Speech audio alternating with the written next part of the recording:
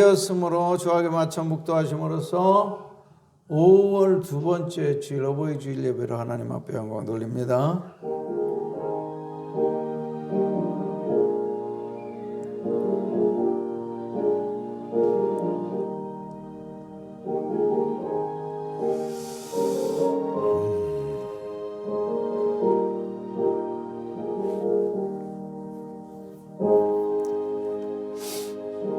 감사합니다. 5월 벌써 두 번째 주일, 화창한 주일날을 허락해 주셔서 오늘도 하나님 앞에 예배 드릴 수 있는 은혜를 허락해 주시니 감사합니다. 우리 모두를 하나님이 축복해 주시고 이 예배를 통해서 하나님의 영광이 드러날 수 있는 시간이 되게 하옵소서. 하나님의 영이시니 예배하는 자가 영과 진리로 예배할지니라. 하나님은 이렇게 예배하는 자를 찾으시느니라. 우리 모두가 하나님이 찾으시는 참된 예배자가 되게 축복하옵소서. 예배의 시종을 온전히 주께 의탁하옵고 예수님 이름으로 기도하옵나이다. 아멘. 다 같이 일어나서 1장 부릅니다.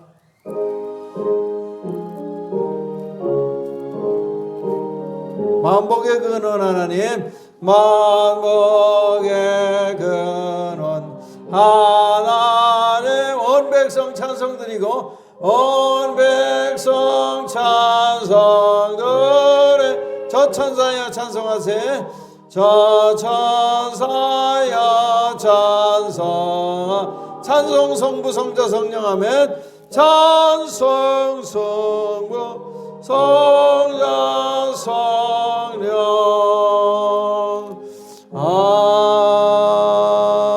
아멘. 교동문은 시편 16번째 시편 28편이 되겠습니다. 자, 제가 먼저 읽습니다. 여호와여, 내가 주께 부르짖으오니 나의 반석이여 내게 귀를 막지 마소서. 주께서 내게 잠잠하시며 내가 무덤에 내려가는 자와 같을까 하나이다. 내가 주의 지성소를 향하여 나의 손을 들고 주께 부르짖을 때에 나의 간구하는 소리를 들으소서.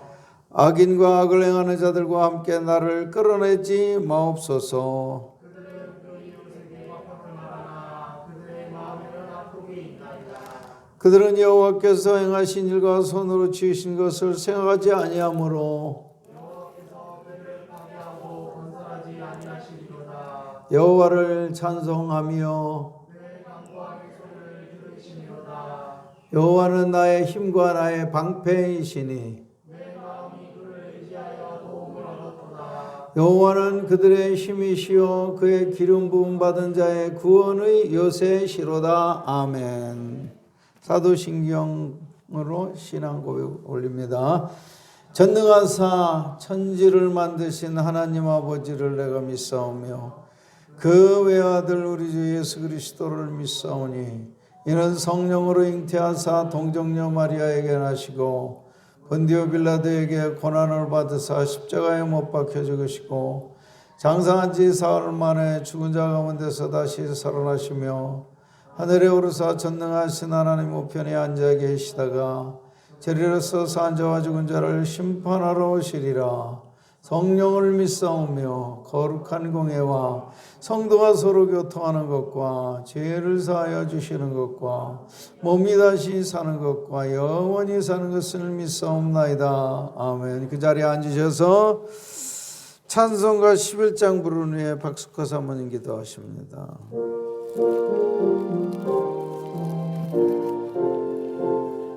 홀로 한 분 하나님께 홀로 한 분 하나님 천하만민 경배하라. 천하만민 경배하라. 만국왕을 다스리고 만국왕을 다스리 온 세상 만민 기르신다. 온 세상 만민 기르신 만국왕을 다스리고 만국왕을 다스리 온 세상 만민 기르신다. 온 세상 민기르시오 독생성자 예수님께 독생성자 예수님 모든 죄인 회개하라 모든 죄인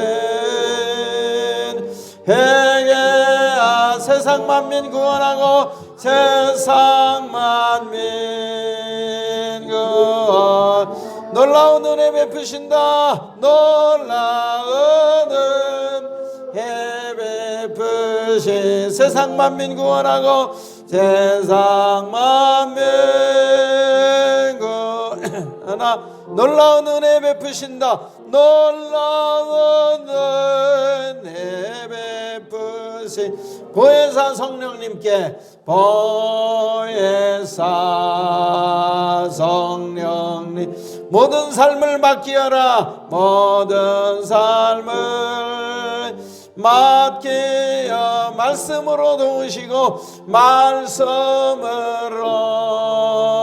도우시 죄악을 이길 힘주신다 죄악을 이길 힘주신 말씀으로 도우시고 말씀으로 도우시 죄악을 이길 힘주신다 죄악을 이길 힘주신다면 아멘.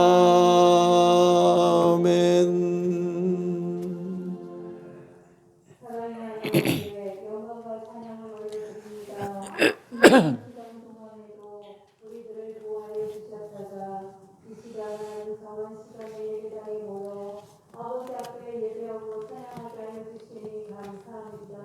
우리의 예배를 홀로 받아주시는 아버지 하나님 아버지께서 영광 돌리는 예배를 드릴 수 있도록 성령님 우리에게 함께하여 주시옵소서. 우리가 몸만 왔다고 가는 시간이 아니라 우리 몸과 마음과 온 정성을 다하여서 아버지께 영광 돌리게 하여 주시옵시고 우리 아버지 하나님께서 우리에게 베푸는 은혜를 넉넉히 받게 하여 주시고 주님을 만나는 시간 되게 하여 주시옵기를 주여 간절히 빌고 원합니다. 이 세상은 늘 요란하고 하나님 아버지 우리에게 배운 일들이 많이 있지만 능히 감당하고 이길 수 있는 인간 능력을 우리 하나님으로부터 공급받는 우리 모두가 되게 하여 주시옵기를 주여 간절히 빌고 원하옵나이다. 하나님 아버지의 시간에도 세우신 사자 목사님을 통하여서 우리 아버지 하나님께서 우리에게 주시고자 하는 말씀 전하실 때에 주의 성령이 전하는 자와 듣는 자에게 함께 하셔서 아버지 하나님의 뜻을 밝히 깨달을 수 있게 하여 주시고 오늘 주시는 말씀이 나에게 주시는 하나님의 영성으로 듣는 귀한 시간 되게 하여 주시고 이 말씀을 그대로 받아서 그대로 하나님 아버지 실천하여서 아버지께 영광 돌리며 앞으로 이 세상을 살아갈 때에 큰 이정표가 되는 말씀 되게 하여 주시옵기를 간절히 빌고 원합니다. 하나님 아버지 그동안 오랜 병석에 계시던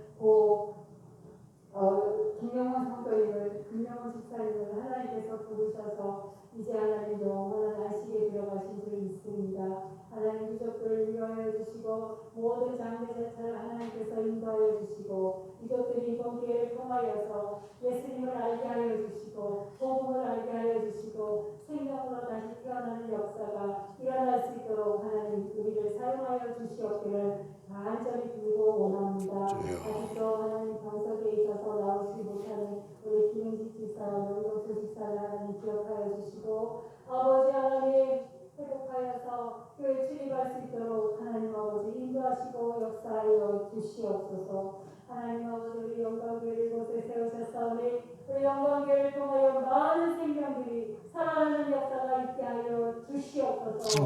아버지 하나님 우리를 생명 살리는 일에 우리 교회를 사용하여 주시옵시고 우리 성도를 사용하여 주시옵기를 주여 간절히 빌고 원합니다. 하나님 아버지 우리 대한민국을 위하여 기도합니다. 우리 대한민국을 특별히 사랑하여 주시는 하나님 아버지 예수 믿는 사람을 많게 하여 주시고 복음이 이렇게 하나님 부흥케 하여 주신 하나님 감사합니다.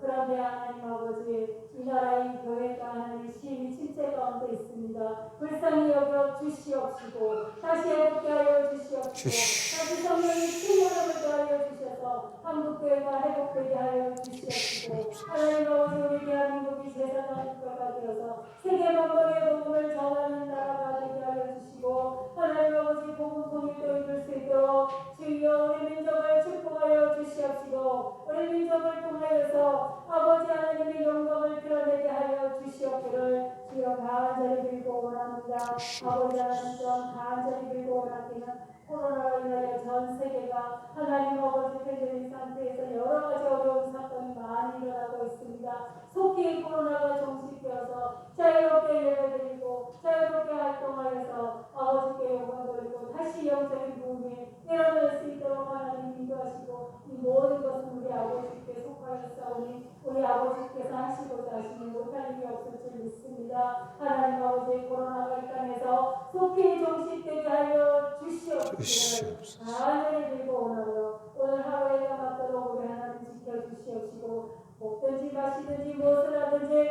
아버지의 영광을 위하여 살 수 있는 우리 모두가 되게 하여 주시옵소서. 예수님 이름으로 감사드리고 기도드리옵나이다. 아멘.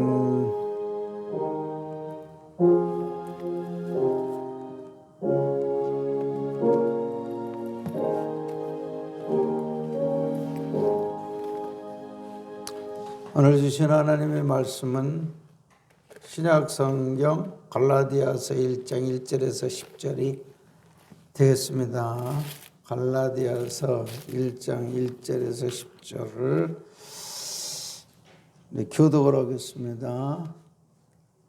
갈라디아서 1장 1절에서 10절 제가 먼저 읽습니다.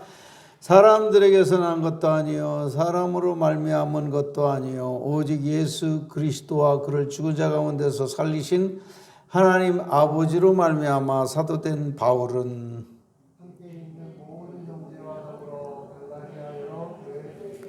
우리 하나님 아버지와 주 예수 그리스도로부터 은혜와 평강이 있기를 원하노라.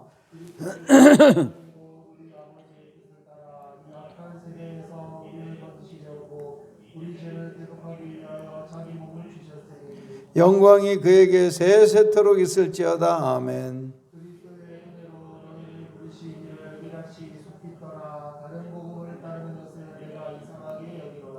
다른 복음은 없나니 다만 어떤 사람들이 너희를 교란하여 그리스도의 복음을 변하게 하려 함이라.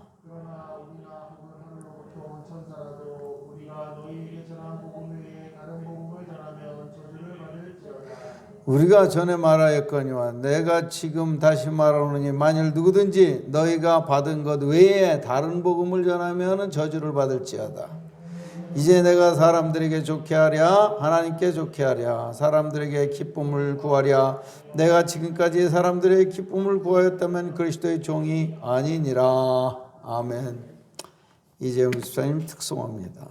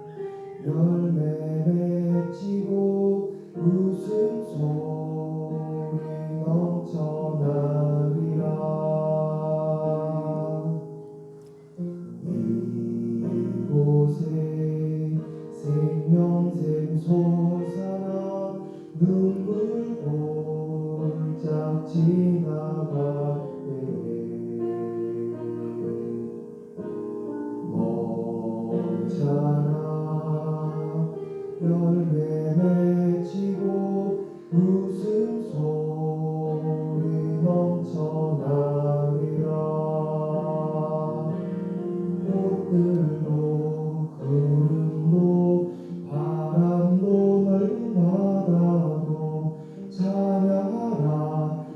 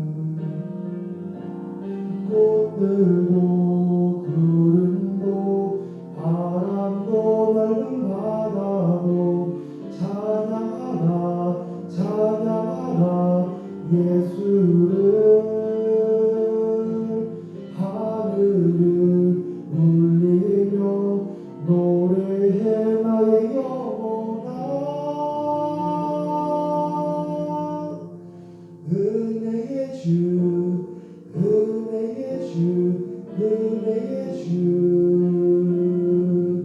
은혜의 주, 은혜의 주, 은혜의 주.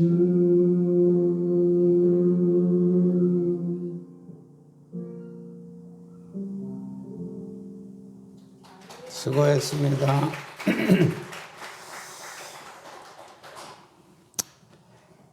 오늘 어버이 주일인데 어버이 주일 설교를 준비를 못했습니다.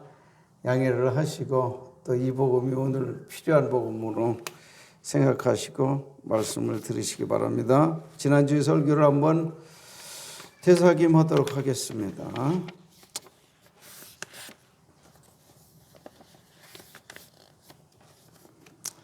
자, 지난주 설교는 제목은 성령의 책망, 성경 본문은 요한복음 16장 8절에서 13절입니다. 서론 시작. 신앙생활을 하는데 절대적으로 필요한 한 분이 계시니 그분이 성령이십니다. 그분이 예수 믿을 믿음을 주시고 거듭나게 하시고 성경을 깨닫게 하시고 어려울 때 지혜와 능력을 주시고 복음을 전하게도 하십니다. 그런데 오늘 본문에서 성경의 가장 중요한 주제 중에 죄와 의와 심판에 대해 세상이 잘못 알고 있는 것을 책망하여 바르게 깨닫게 해주실 것이라고 합니다. 1번 죄에 대한 책망. 9절 보면은 죄에 대하라 하면 그들이 나를 믿지 아니하며 그랬습니다. 사람들은 죄에 대해 다른 사람에게 피해를 주거나 가해하는 것 정도로 생각합니다. 그러나 성령이 오시면 예수님을 믿지 않는 것이 가장 크고도 근본적인 죄임을 깨우쳐 줄 것이라는 것입니다. 예수를 믿지 않는 죄가 가장 큰 죄인 이유는 예수를 이 세상에 보내신 하나님을 믿지 않고 인정하지도 않는 죄이기 때문입니다. 사람을 사랑하지 않는 것도 죄악이지만 그보다 하나님을 사랑하지 않는 죄가 더 큰 죄라는 것은 십계명을 보면 금방 알 수 있습니다. 2번 의에 대한 성령의 책망입니다. 10절 보면은 의에 대하여라 하면 내가 아버지께로 가니 너희가 나를 보지 못하며 사람들이 생각하는 의는 바르고 선하게 살아보려고 노력하는 일입니다. 그러나 이런 인간의 의는 더러운 누더기 옷과 같아서 절대로 의로우신 하나님께 인정을 받지 못합니다. 그래서 하나님께서 주시는 의가 필요한데 그 하나님의 의가 바로 예수 그리스도이신 것입니다. 그러므로 우리가 하나님 앞에 서려면은 그를 믿어 의롭게 되고 하나님의 자녀로 거듭나 비로소 하나님과 바른 관계를 맺게 될 것이라는 것을 성령이 깨닫게 해주실 것이라는 것입니다. 3번 심판에 대한 책망입니다. 11절에 보면 심판에 대하여라 하면 이 세상 임금이 심판을 받았습니다. 마귀와 마귀의 사람들은 예수를 신성모독죄로 몰아 십자가에 처형함으로 승리의 계가를 불렀지만 그것은 전혀 잘못된 판단이라고 성령이 깨우쳐 주실 것인데 사실은 예수의 십자가의 죽음을 통해서 마귀가 심판을 받고 마귀가 멸망했다는 것을 성령이 깨닫게 해줄 것입니다. 예수의 십자가의 죽음은 마귀의 승리가 아니라 완전한 예수의 승리요 하나님의 승리라는 것입니다. 결론입니다. 세상은 죄와 의와 심판에 대해 너무도 잘못된 생각을 갖고 있는데 성령이 오시면 죄가 무엇인지 의가 무엇인지 십자가는 누가 심판받은 것이니 밝히 보여줄 것이라고 하십니다. 죄는 예수에 대한 불신앙이요 참된 의도 예수 그리스도시요 십자가는 마귀에 대한 멸망을 선언한 것입니다. 할렐루야. 이제 어려운 주제인데 여러분들 몇 프로나 이해를 하실려나 모르겠습니다. 여러분들이 이제 지난주 설교를 이해할 수가 있다면은 상당한 진리의 수준이 있는 사람이라고 볼 수 있을 것입니다. 영적 수준이 있는 사람들이요. 지난주 설교가 이해가 되고 그것이 깨달아진다면 참. 자, 오늘의 말씀의 제목은 다른 복음이 이 땅에 오셔서 전하셨던 그 복음 외에 또 다른 복음은 있을 수가 없는 거야. 오직 예수님이 전했던 그 복음만 우리를 구원하는 참된 복음이다 그 말이야. 그런데 이 세상에 가짜 복음이 많이 있다는 것입니다. 그렇기 때문에 그것을 분별해야 됩니다. 분별하지 못하고 따라가면은 구원도 못 받고 축복도 못 받게 되는 것이죠. 자, 이 세상에 참 진짜도 있지만은 가짜가 굉장히 많은 세상이 있죠.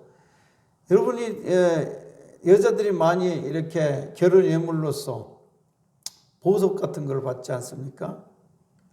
보석, 금반지나 다이아 반지나 이런 것도 진짜가 있고 가짜, 짝퉁이 있다는 것입니다. 이런 예쁜 꽃도 식물들도 진짜 생화가 있고 가짜 짝퉁이 있는데 문제는 가짜들이 더 멋있어 보인다는 것입니다.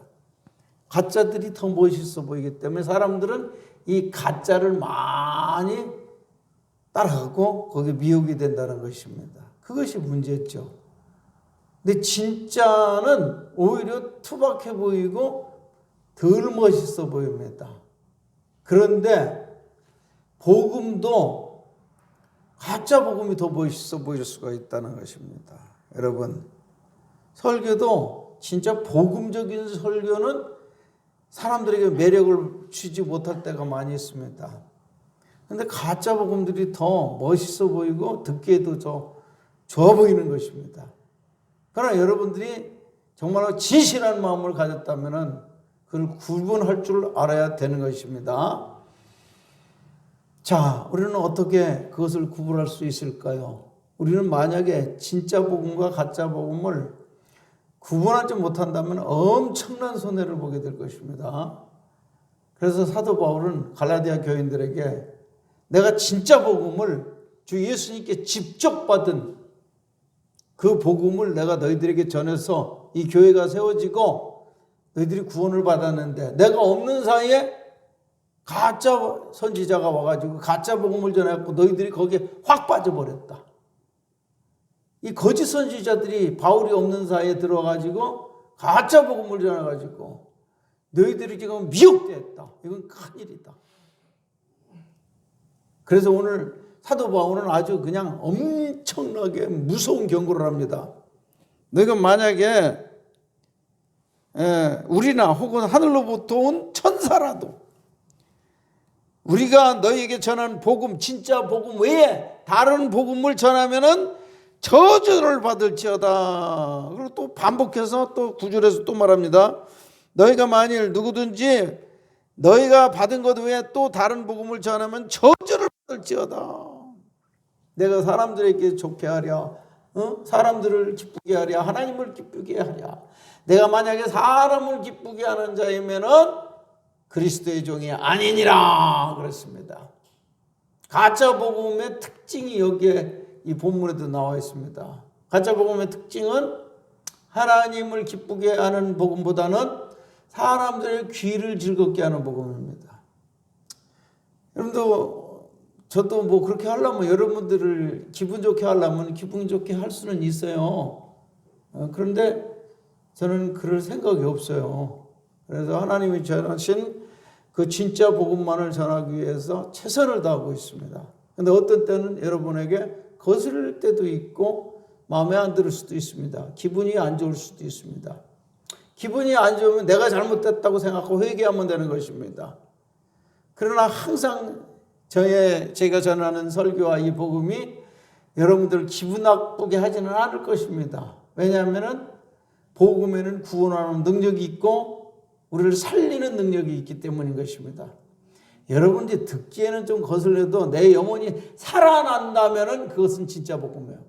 근데 듣기는 좋은데 내가 아무것도 구원의 역사가 내게 일어나지 않는다면 참된 영적인 유익이 없다면 그건 가짜 복음인 것입니다. 자, 그래서 우리들은 가짜 복음과 진짜 복음을 확실하게 잘 분별할 수 있는 여러분이 되기를 축원합니다. 자, 첫 번째 우리들이 알아야 될 것은 복음이 무엇이냐? 이것을 분명히 알아야 됩니다. 복음을 두 가지로 얘기할 수가 있습니다. 참된 구원자가 누구인가? 참된 복음자가 구원이고, 그 다음에 참된 구원의 방법이 무엇인가? 참된 구원의 방법이 복음인 것입니다. 자, 그럼 복음이라는 건 두 가지요. 하나는 참된 구원자. 그분은 누구요? 예수밖에 없죠. 그 다음에 참된 구원의 방법이 뭐예요? 예수의 십자가와 부활이죠. 그렇죠? 예수의 십자가와 부활. 그것이 참된 구원의 방법입니다. 이것을 떠나는 것은 참된 복음이 아니다 말이야. 예수만을 전해야 되고 예수님을 통해서 우리가 믿음으로 구원받는 방법, 이것이 복음의 골자인 것입니다. 자, 참된 구원자의 조건을 알아야 되겠습니다. 근데 요즘에 가짜 예수들이 많이 있습니다. 가짜 구원자들이 많이 있습니다. 우리나라에만 해도 수십 명이나 됩니다. 내가 구원자다, 내가 재림한 예수다 하는 가짜 예수들. 그 가짜 예수들이 우리나라에만 수십 명인데 세계적으로 보면 이 가짜 구원자가 얼마나 많겠습니까? 물론 우리가 지금 명확하게 이단으로 우리가 알고 있는 사람들을 그건 다 지금 가짜 구원자인 것입니다. 그들은 가짜 복음을 전하는 가짜 구원자들이에요. 이미 죽은 문선명이, 통일교의 문선명이 지금 현재 살아서 세력을 뻘치고 있는 누구 있어요? 신천지와 그 교주 이만희. 이거 가짜 복음입니다. 가짜 복음. 그리고 오래전에 죽은 안상홍이라는 사람이 있습니다. 안상홍 집사님은 어떻게 이름이 비슷하냐? 종씨인가 봐. 근데 안상홍이라는 하나님의 교회. 이 사람도 자기가 하나님이랍니다. 이건 가짜 복음이죠. 이런 사람들이 가짜 복음이고, 그 외에도 이 수십 명의 사람들이 우리나라들이 가짜 예수가 있다고 말입니다. 참 무서운 일입니다. 그런데 사람들이 거기 미혹을 받는다는 거예요. 너무 상식적으로 맞지 않는데 그게 구원자라고 따라가는 것입니다. 그게 문제죠. 자, 참된 구원자의 조건, 참된 메시아의 조건이 무엇일까? 그것은 첫째로는 구약에 예언된 메시아의 조건과 딱 맞아야 됩니다. 한 가지라도 틀리면은 그건 가짜 예수입니다. 예수님 당시에도 자기가 메시아라고 한 사람들이 많이 있었고 지금도 자칭 구원자 메시아라고 하는 사람들이 많이 있다고 말입니다. 진짜 메시아는 우리가 믿는 성경의 구약에 기록된 그대로 그 예수가 진짜 구원자요, 진짜 예수죠. 자, 진짜 여기 몇 가지만, 중요한 거 몇 가지만은 이 사람은 이 세상에 딱 한 사람밖에 없습니다. 처녀에게 잉태되어 탄생해야 되는 것입니다. 진짜 메시아는 이사야 7장 14절에 보면 보라 처녀가 잉태하여 아들을 낳을 것이요 그 이름을 임마누엘이라 하리라 그랬습니다. 그래서 내가 메시아다 하는 사람 중에서 처녀로 잉태된 사람은 누구밖에 없어요. 예수 그 당시에 여러 사람이 있었습니다. 예루살렘에도 예수라는 사람이 많이 있었고 또 갈릴리에도 있었고 사마리아에도 예수라는 사람이 많이 있었습니다.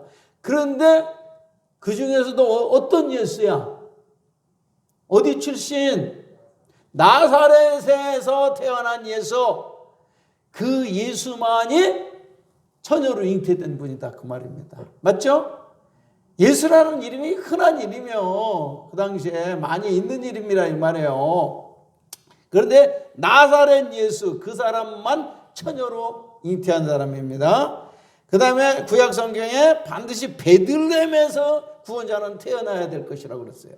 베들레헴에서 태어난 구원자는 누구밖에 없어요? 예수밖에 없어요. 나사렛 예수. 그렇죠? 그리고 사람들의 죄를 대신 짊어지고 고난받고 죽어야 됩니다. 이 대신 죄를 뒤집어 쓰고 죽어야 된 그 죽은 예수는 어떤 예수밖에 없어요? 나사렛 예수밖에 없는 거예요. 갈릴리의 예수도 아니고 예루살렘의 예수도 아니고 가버나움의 예수도 아니다 그 말이야. 나사렛 출신 그 예수만 지금 이 조건을 다 합당하게 딱 맞는 사람이다 그 말입니다. 또 죽을 뿐만이 아니라 다시 부활해야 돼요. 이게 시편 16편 10절 말씀에는 그 시체가 썩지 않아야 된다고 그랬습니다. 그것은 부활할 것이라는 예언인 것입니다. 그러니까 이러한 모든 조건을 맞출 수 있는 사람은 누구밖에 없어요? 나사렛 예수밖에 없습니다. 이만희가 이 조건이 맞습니까? 전혀 안 맞습니다. 문선명이가 이 조건이 맞습니까? 전혀 안 맞습니다. 그 다음에 안상홍이라는 그 교주가 이 조건에 맞습니까? 전혀 안 맞습니다. 그래 구약 성경에 예언된 그 메시아가 이 조건이 하나라도 틀리면 그건 가짜 예수고 가짜 메시아인 것입니다. 그 다음에 두 번째로는 물과 피로 임해야 된다 그랬습니다. 요한일서 5장 5절에서 6절을 한번 찾아보세요. 시간이 걸려도 조금 이건 한번 읽어보고 가야 됩니다. 진짜 구원자라면은 하나님의 아들 메시아라면은 이 어떤 조건을 갖춰야 되냐? 사도 요한이 그런 조건을 얘기했습니다. 시작. 예수께서 하나님의 아들이심을 믿는 자가 아니면 세상을 이기는 자가 누구냐? 그러니까 예수가 하나님의 아들이라는 것은 이게 메시아라는 뜻이요. 참된 구원자라는 뜻이요. 하나님의 아들. 이게 참된 메시아로 믿지 않으면 세상을 이기는 자가 누구냐 그랬습니다. 이제 그 메시아의 참된 조건은 뭐냐? 물과 피로 임하신 이 신이 그랬어요. 곧 예수 그리스도시라. 이게 나사렛 예수를 말하는 거예요. 물로만 아니요 물과 피로 임하셨고 증언하니 이는 성령이시니 성령은 진리니라 그랬어요. 하나님의 아들 즉 메시아이신 증거가 되는 사람이 그 증거가 뭐냐? 물과 피로 임하신 자가 참된 메시아다 그 말입니다. 물과 피로 임하시지 않았다면 그건 가짜 메시아다 그 말입니다. 자, 물은 무엇을 상징한다고요 여러분들? 예수님이 받으신 물세례를 의미하는 것입니다. 예수님이 받으신 물세례. 왜 예수님이 물세례를 받으셨습니까? 예수님이 죄인도 아닌데 죄인들이 받는 물세례를 왜 받으셨습니까? 예수님이 받으신 물세례의 의미는 뭐라고 그랬습니까?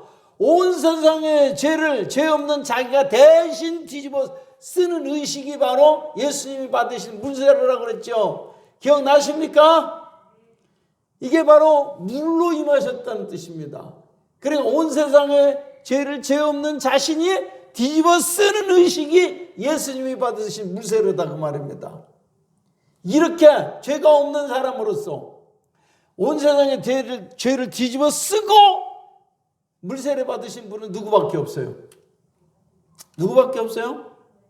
나사렛 예수밖에 없는 거예요. 예수 그리스도 나사렛 예수밖에 없는 거예요.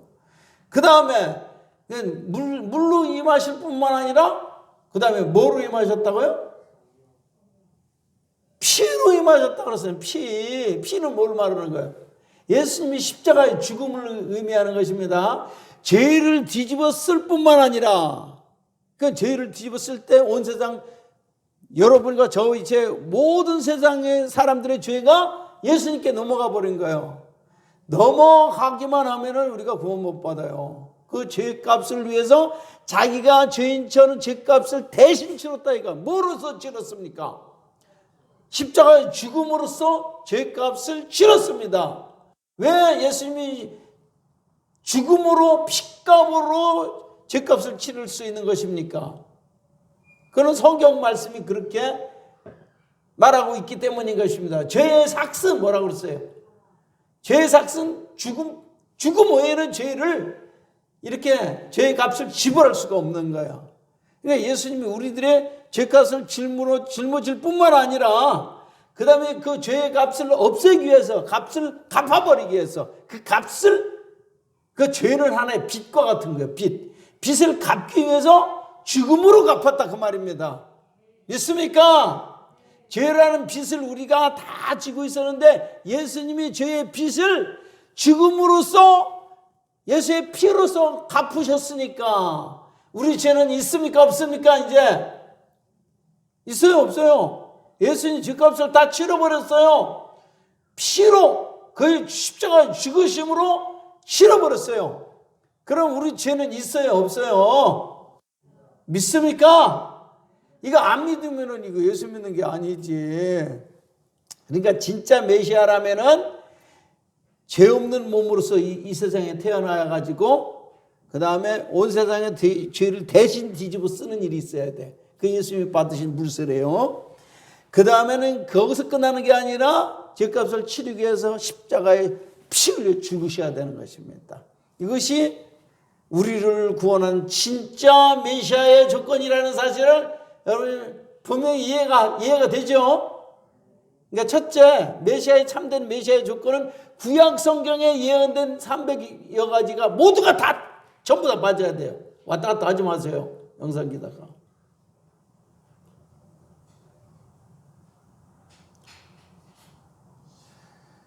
구약에 예언된 모든 조건이 다 맞아야 돼요. 그것뿐만 아니라 사도 요한이 물과 피로 임했다는 그 조건이 딱 맞아야 됩니다. 이 사람만 진짜 메시아고 우리의 구주. 그분이 바로 나사렛 예수입니다. 나사렛 예수. 이해가 되시면 아멘. 그런데 이것이 바로 참된 복음이요. 예수님이 나사렛 예수 그분 자신이 참된 복음이고, 또 하나는 뭐냐면 참된 복음이라는 것은 뭐냐? 구원받는 방법을 말하는 것입니다. 구원받는 방법을 세상 사람들은 여러 가지로 이 천국 가는 방법, 구원받는 방법을 이렇게 말하고 있지만은, 구원받는 방법은 크게 말해서 두 가지밖에 없습니다. 사람이 만들어낸 구원받는 방법이 있고, 그 다음에 하나님이 주신 구원받는 방법이 있습니다. 근데 참다운 복음은 어떤 것이 참다운 구원 방법이겠어요? 사람이 만든 방법은 사람이 노력해서 구원받는 방법이라고 그러는 거죠. 인간의 노력에 의해서 구원받는 방법이 있고, 그 다음에 하나님이 주신 구원받는 방법이 있어요. 참된 복음이라는 것은 하나님이 주신 구원 방법이다 그 말입니다. 할렐루야. 자, 하나님이 주신 구원받는 방법이 뭡니까? 예수를 믿음으로 구원받는 것이죠. 은혜로 구원받는 거예요. 내가 선한 일을 하거나 착한 일을 하거나, 그 다음에 수양을 많이 닦거나 철학을 공부하거나 해가지고 구원받는 방법은 다 진정한 구원 방법이 아닙니다. 그건 하나님이 인정하지 아니기 때문에 참된 복음이 될 수가 없습니다.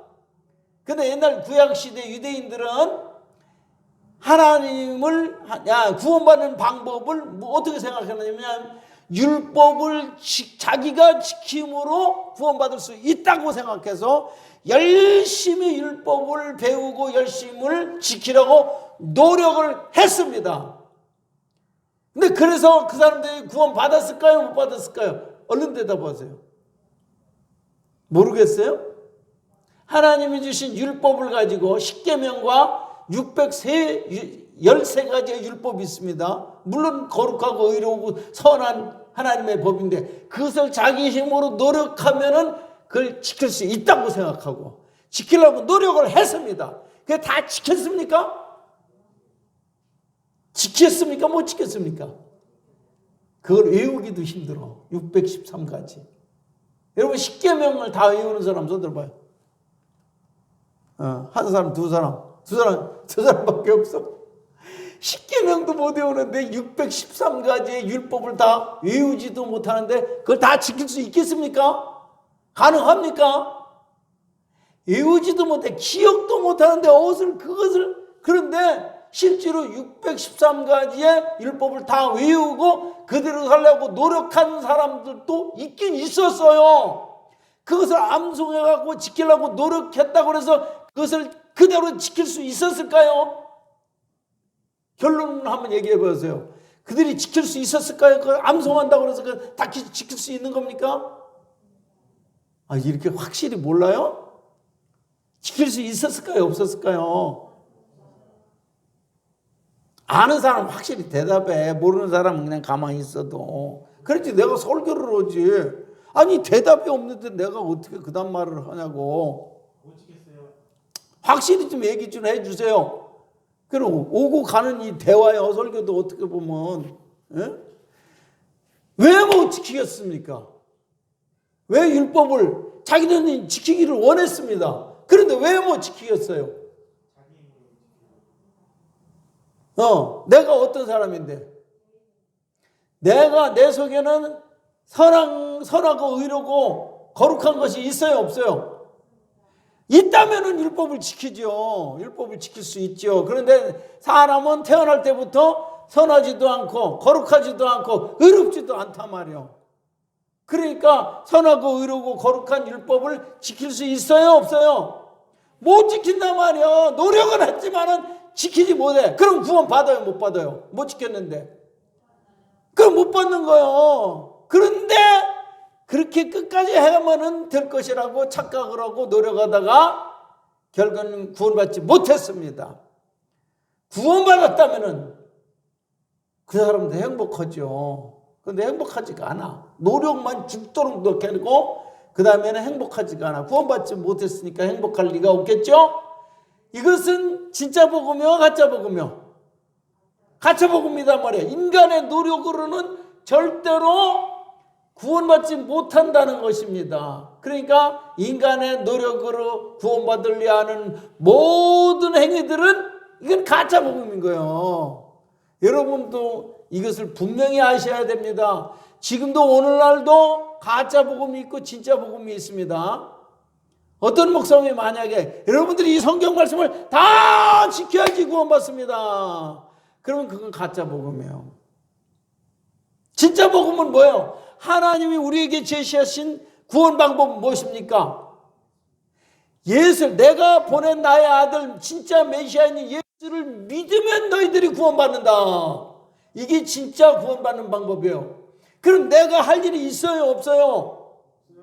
없어요. 내가 할 일이 없다. 내가 노력이 필요 없다 이 말입니다. 예수님이 구원을 다 이루었어요. 참된 메시아인 나사렛 예수가 이 땅에 오셔가지고 죄 없는 몸으로 오셔가지고 죄를 뒤집어 쓰고 죄값을 다 치르시고 3일 만에 부활하심으로 말미암아 모든 구원을 다 이루었어요.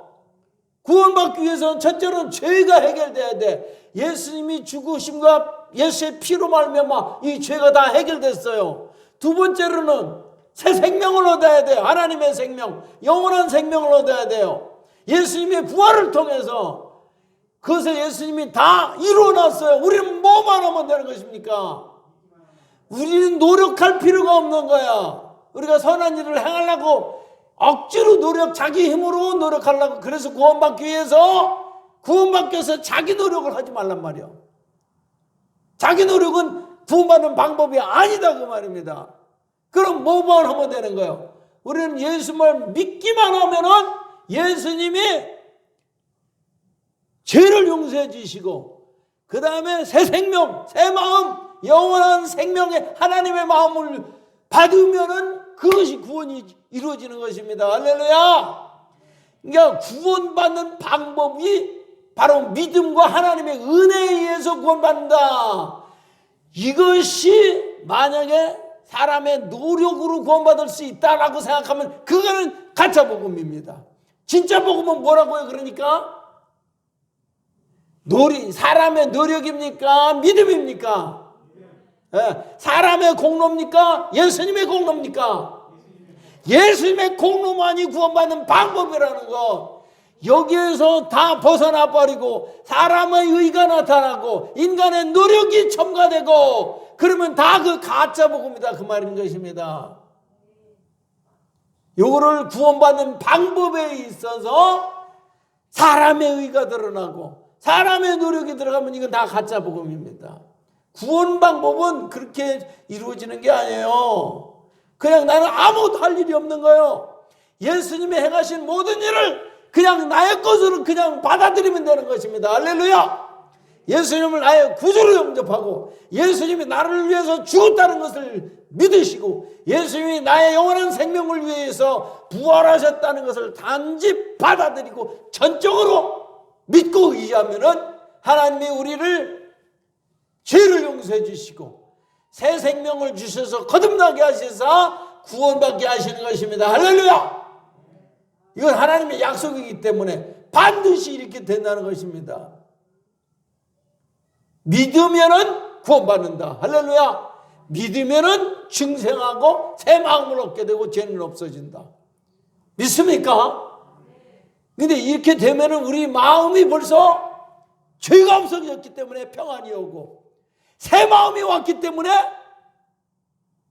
죄를 짓고 싶은 마음이 전혀 없어지는 거예요. 이게 구원인 것입니다. 그런데 인간적인 방법으로 사람의 노력과 자기 의로 뭐 착한 일을 하고 율법을 지키려고 노력하고 수양하고 노력하고 공부하고 해가지고 구원받으려고 하는 사람은 전혀 구원받을 수가 없는 거예요. 하면 할수록 더 짐만 되고 힘만 들고 더 괴롭고, 그래서 낙심하게 되는 것입니다. 그런데 갈라디아 교회에 바울이 없는 사이에 율법주의자들, 이 거짓 선지자들인 것입니다. 야, 어떻게 예수만 믿으면 구원받냐? 율법도 지켜야 돼. 안식일도 지켜야 돼. 할례도 받아야 돼. 그것을 구원의 조건이라고 바로 바울이 전한 순수한 믿음의 복음을 뒤집어 버렸다 그 말입니다. 그래서 바울이 얼마나 화가 났는지, 내가 전한 순수한 복음 위에 다른 복음을 전하는 자는 저주를 받을지어다. 누구라 할지라도, 하늘의 천사라도 어떤 사람이라도 내가 전한 이 순수한 복음에 다른 복음을 전하면 저주를 받을 것이라고 했습니다. 얼마나 화가 났는지. 그러니까 이 구원받는 방법을 잘못 가르치면은 그걸 하나님이 극도로 싫어하는 것인 것을 여러분들은 잘 아셔야 되는 것입니다. 구원받는 방법은 오직 믿으며, 누구를 믿어? 예수를 믿는 믿음으로 구원을 받는, 구원은 하나님이 믿는 자에게 주시는 거지, 그 선물로 받는 거예요. 구원은 그러니까 죄 용서함을 받고 새 생명을 받는 것이 구원이에요.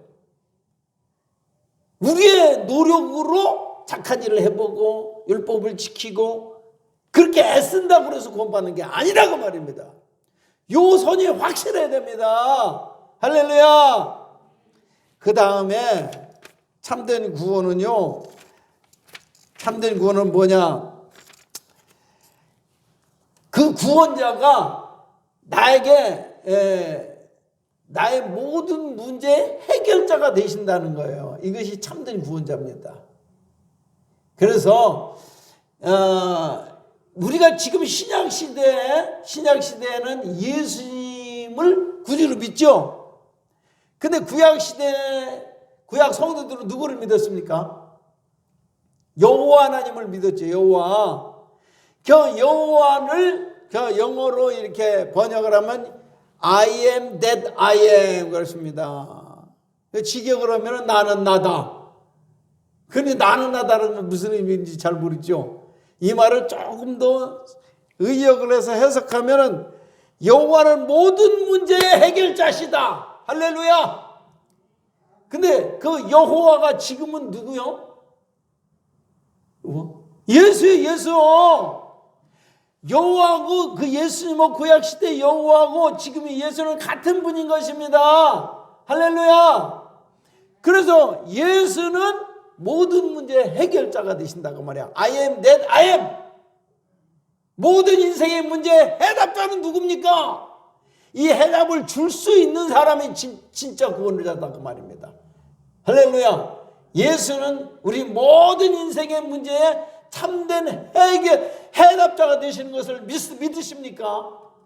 우리 구원 문제만 해결해 주신 것이 아니라, 참된 메시아라면 구원 문제만 해결하는 것이 아니라 I am that I am. 즉 인생의 모든 문제에 대한 해답자가, 해결자가 예수님이다라는 것입니다. 할렐루야. 그렇게 믿으십니까? 네, 참된 메시아라면은 우리의 모든 문제에 있어서 우리의 해답이 될 수가 있어야 됩니다. 네? 그래서 예수 믿으면 여러분은 대박 터진 거나 마찬가지인 겁니다. 그걸 몰라서 지금 그 혜택을 누리지 못하는 것입니다. 예수님은 모든 인생 문제의 해답자이심을 믿으시기 바랍니다. 자, 그래서 이 다른 복음을 전하면은 하늘에 있는 천사라도 저주를 받을지어다. 그랬습니다. 자, 마태복음 23장에 보면은 바리새인과 사두개인과 그 다음에 서기관들이 아주 저주를 받았습니다. 거기 보면 저주하는 말 하지 그냥 저주 폭탄을 막 쏟아부었어요. 저주 폭탄. 예수님께서 평상시에 저주를 좋아하지 않는 분입니다. 그 저주를 좋아하지 않는 예수님께서 저주 폭탄을 내리셨는데 화 있을진저 이걸 7번을 반복하고 있습니다. 이 사람들은 왜 이렇게 선하고 의로우신 예수님께서, 사랑이 많은 예수님께서 왜 이렇게 저주하셨을까요? 아십니까? 이 사람들은 하나님을 사랑하지 않으면서도 사랑하는 척을 했습니다. 하나님 사랑이 없는데 사랑이 있는 척하고, 거룩하지 않은데 거룩한 척을 하고, 의롭지 않은데 의로운 척하고, 척했다. 그걸 외식이라고 그러죠. 외식하는 사람들에 대해서 예수님은 이건 너희들은 거짓 복음을 전하는 자다 그 말이야. 외식하는 자들에 대해서 예수님은 참을 수 없는 분노를 느꼈습니다. 그래서 저주를 막 퍼부으신 것입니다. 사도 바울도, 그 사랑이 많던 사도 바울이 어떤 사람들에 대해서 저주를 폈느냐, 다른 복음을 전하는 자들에 대해서는 저주를 폈다 그 말입니다. 자주, 이것이 그만큼 중요한 것이다 그 말입니다. 그만큼 중요한 거예요. 그래서 우리는 참다운 복음이 무엇인지를 알고 그 참다운 복음을 목숨을 걸고 붙들어야 되지만, 다른 복음은 일체 여러분들은 아주 근처에도 가면 안 된다는 사실입니다. 그래서 다른 복음을 전하는 자들의 특징은 무엇이냐? 첫째로 하나님과 예수를 사랑하지 않는다 그랬습니다. 고린도전서 16장 22절을 한번 찾아보세요. 왜 영상은 안 비춰주냐? 고린도전서 16장 22절 보십시오. 만일 누구든지 주를 사랑하지 아니하면 저주를 받을지어다. 우리 주여 어서 오시옵소서. 어떤 사람이 저주를 퍼부었어요? 예수님을 사랑하지 않는 사람, 하나님을 믿는다 하면서 예수님을 사랑하지 않는 사람은 저주를 받을지어다. 왜? 그건 거짓 선지자이기 때문에 그런 것입니다. 거짓 선지자이기 때문에.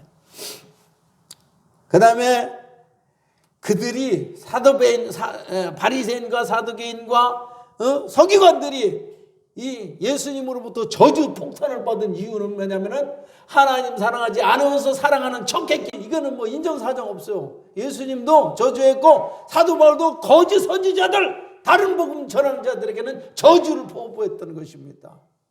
이것이 얼마나 큰 죄라는 것을 우리는 알 수가 있죠. 그 다음에 참 복음을 전하는 자의 특징이 있습니다. 참 복음을 전하는 자의 특징. 참 복음을 전하는 자의 특징이 무엇입니까? 계명을 믿음으로 지키기 때문에 무거운 짐이 아니고 즐겁게 지킬 수가 있는 것입니다. 요한일서 5장 3절을 한번 배워보세요. 요한일서 5장 3절 시작. 하나님을 사랑하는 것은 이것이니 우리가 그의 계명들을 지키는 것이나 그의 계명은 무거운 것이 아니로다 그랬습니다. 왜 무거운 것이 아니겠습니까? 참복음을 가진 사람, 참복음을 전하는 자들은 계명, 하나님의 말씀을 지키는 것이 무거운 짐이 아니에요. 왜 그렇죠? 우리 마음이 하나님의 마음을 받았기 때문에 그런 거예요. 진짜 구원받은 사람은, 새 생명을 받은 사람은 하나님의 마음을 받았기 때문에 율법이나 계명을 지키는 것이 즐거운 일이지 그 무거운 짐이 아니다 그 말입니다. 이해가 되십니까? 그러니까 구원도 안 받고서 만약에 계명을 지키려고 그러면 무거운 짐이에요. 근데 구원을, 참다운 복음을 믿음으로 구원받아서 새 생명을 받은 사람은 하나님 사랑하는 마음이 있기 때문에 계명을 지키는 것이 즐겁지 그것이 무거운 짐이 아니다 그 말입니다. 할렐루야. 참 복음을 믿는 자, 참 복음을 전하는 자들의 특징은 뭐야? 그러니까 하나님의 사랑이 있기 때문에 계명을 지키는 것이 무거운 짐이 아니고 즐거운 일이 된다. 두 번째, 참 복음을 참다운 전도자, 참 복음의 특징은 뭐냐? 좁은 문과 좁은 길에 대해서 전하는 것입니다. 마태복음 7장 13절 14절 보면은 좁은 문으로 들어가라. 멸망으로 인도하는 문은 크고 넓고 그리로 들어가는 자가 많고 생명으로 인도하는 문은 그 길이 좁고 협착하여 찾는 이가 적음이라 그랬습니다. 여러분은 넓은 길로 가고 계십니까? 좁은 길로 가고 계십니까? 좁은 길이 뭡니까? 좁은 길이 뭔지 아는 사람 빨리 대답하세요. 좁은 길이 뭐예요? 길이 협착하여 가기가 힘들어. 조금 힘들다 그 말이야. 좁은 길이 뭡니까? 이 정도는 아셔야지. 안 집사님 혹시 모르셔? 좁은 길이 뭐예요? 예수님이 좁은 길이요. 요한복음 14장 6절 보세요. 내가 곧 길이요. 내가 길이라고 그랬어. 좁은 길이 누구라고요? 길이요 진리요 생명이니. 그러니까 예수님이 좁은 길이니까 예수 따라가는 길은 세상적으로 생각하면은 힘든 일이야. 근데 진짜 예수님을 믿고 따라가는 사람은 그렇게 힘들지 않아요. 세상 사람들이 보기에 힘들어 보인다 그 말입니다. 아니요, 예수님 따라가는 힘들고서 어려운 일이 아닙니다. 즐거운 일이요. 근데 세상 사람들이 보기에는 그것이 힘들어 보인다 그 말입니다. 여러분들은 넓은 길로 가시겠습니까? 예수 따라 좁은 길로 가시겠습니까? 좁은 길로 가는 사람, 이게 참 복음을 가진 사람이요. 예수 따라가는 거요. 예수님이 행하신 대로 그 말씀대로 그 뒤를 따라가는 거요. 그 가면은 그 종착역은 어디입니까? 천국이요, 천국. 예수님은 천국의 주인공이니까. 그 다음에 참 복음을 전하는 자의 특징은 무엇입니까? 아름다운 열매를 맺힌다 그랬습니다. 아름다운 열매. 마태복음 7장 17절 보면 거짓 선지자인지 참 선지자인지 참 복음을 전하는 자인지 거짓 복음을 전하는 자인지 그 무엇으로 알 수 있다? 열매로 알 수 있다. 그 열매가 뭡니까? 그 삶의 성품들이 그 결과가 그 성품이 그 결과가 좋게 나타난다 그 말입니다. 성령의 열매가 나타나야 돼요. 참 복음주의자들은 성령의 열매, 아름다운 예수의 성품들이 나타나야 된다 그 말입니다. 예수의 성품들이 뭐예요? 첫째로 사랑과 희락과 화평과 인내와 자비와 양성과 충성과 온유와 절제, 이러한 예수의 성품이 나타나면 이 사람들은 참 복음을 갖고 있는 사람이고 참 복음을 전하는 사람. 이게 없고 여전히 마귀의 성품이 나타나네. 거짓과 그 다음에 탐심과 욕심과 질투와 이런 악한 이 쓴 열매들이 계속 나타난다. 이게 변화가 없다. 이건 거짓 복음을 전하는 거예요. 거짓 복음을 믿고 있는 사람들은 아름다운 열매를 맺을 수가 없고, 거짓 복음을 전하는 자나 거짓 복음을 믿는 사람들은 아름다운 열매를 맺을 수가 없지만은 참 복음, 아름다운 참다운 복음을, 진짜 복음을 믿는 사람은 변화가 있다 이 말이야. 예수의 마음을 받았기 때문에 그 행실도 아름답게 나타난다는 것입니다. 그 다음에 참 복음을 전하는 자와 그 복음으로 사는 사람들은 내적으로 생명과 평화와 영적 자유함이 늘 나타나게 되는 것입니다. 할렐루야. 영의 삶에 영의 생각이 어떤 특징을 갖고 있을까요? 육신의 생각은 거짓 선지자들은 사망의 복음을 전해 사람의 결코 심령을 죽여. 그러나 참 선지자들은 그들에게 생명을 준다고 말입니다. 생명을 주고 그 다음에 그들에게 평안을 주는 거예요. 평안. 그 다음에 참 복음을 받은 자들은 어떻게 돼? 마음에 영적인 자유함이 있다고 말입니다. 누구처럼? 예수님처럼 영적 자유함이 있어요. 어떤 것에도 구애되지 않고 억압받지 않는다고 말입니다. 할렐루야. 여러분들이 진짜 복음을 받고 믿는다면은, 새 생명을 받았다면 우리의 마음에 억압이 없어져야 돼. 뭘 눌리는 이 마음이 없어져야 된다 이 말이야. 자유로운 마음, 누구도 간섭받지 않는 이 자유로운 존재가 된다고 말입니다. 할렐루야! 이게 참복음을 받은 자들의 특징이라고 볼 수가 있겠습니다. 그러나 거짓 복음을 전하는 자들은 이 마음의 평화도 없고 삶의 진정한 생명력도 없고 그 다음에 무엇입니까? 영적인 자유함이 없고 늘 마음에 뭔가가 눌려있다 그 말입니다. 여러분 자유하십니까? 자유한 사람만 하면 자유하십니까? 평안하십니까? 살만하십니까? 이 생명력이 있어야 돼. 여러분이 아무쪼록 이 참복음으로 말미암아 변화를 받아서 예수님처럼 아름다운 열매가 주렁주렁 맺을지언정 거짓 복음을 믿거나 전하는 자들은 절대로 이런 행복을 누리지 못하는 것입니다. 그래 결론입니다. 예수님은 우리로 하여금 내가 온 것은 양으로 생명을 얻고 더 풍성하게 얻기 위해 왔다. 이게 참 복음, 예수님 자신이 참 복음이기 때문에 그렇고 거짓 복음을 전하는 자들은 도둑들. 도둑이 온 것은 도둑질하고 죽이고 멸망시키는 것이라고 했습니다. 아무것도 좋은 것을 주지 않는다 그 말입니다. 그래서 우리는 참 복음을 믿어서 예수님이 약속하신 그 참다운 축복과 행복에 들어갈 수 있는 여러분이 되시기를 축원합니다. 기도하겠습니다.